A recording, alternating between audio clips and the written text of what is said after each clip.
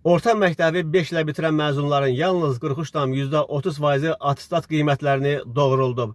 Tam orta məktəbi bütün fənlərdən 3 qiymətlə başa vuran məzunların 92,92%-nin isə ötən il qəbul imtahanlarındakı nəticələri çox zəif olub. Bu barədə məlumat Dövlət İmtahan Mərkəzinin nəşr etdiyi 2024-2025-ci tədris ili üçün tələbə qəbulu və buraxılış imtahanlarının nəticələrinə dair elmi statistik materialların toplandığı Abituriyent 12 jurnalında yer alıb. Qeyd olunub ki, məktəbi 5 qiymətlə bitirən məzunların yalnız 43,30%-i attestat qiymətlərini doğrulda bilib.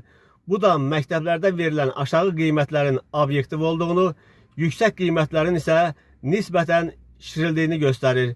Bundan başqa, ötən il 1-ci və 4-cü ixtisas qrupları üzrə qəbul imtahanlarında abituriyentlərin 41,44%-i 200-dən az bal toplayıb. Məlumdur ki, qəbul imtahanlarında toplanması mümkün olan maksimum bal 700-dür.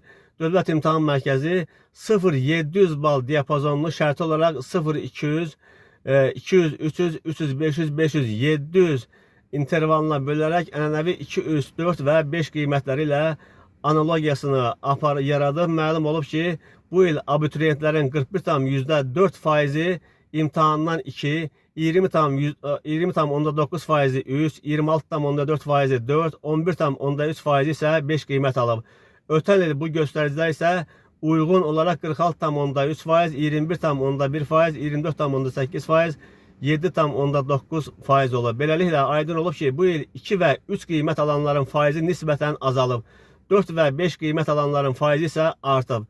Nəşrdə qeyd olunur ki, qəbul imtahanlarında iştirak edən abituriyentlərin topladıkları ballarının paylanması strukturunda və qəbul planında baş verən dəyişikliklər də qəbul olan abituriyentlərin ballarının paylanmasına öz əksini tapıb.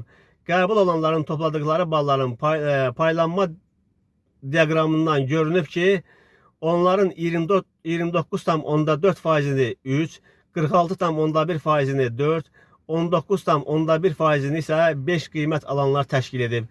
Ötən il bu göstəricilər uyğun olaraq 34,3%, 43,2% və 13,1% olub.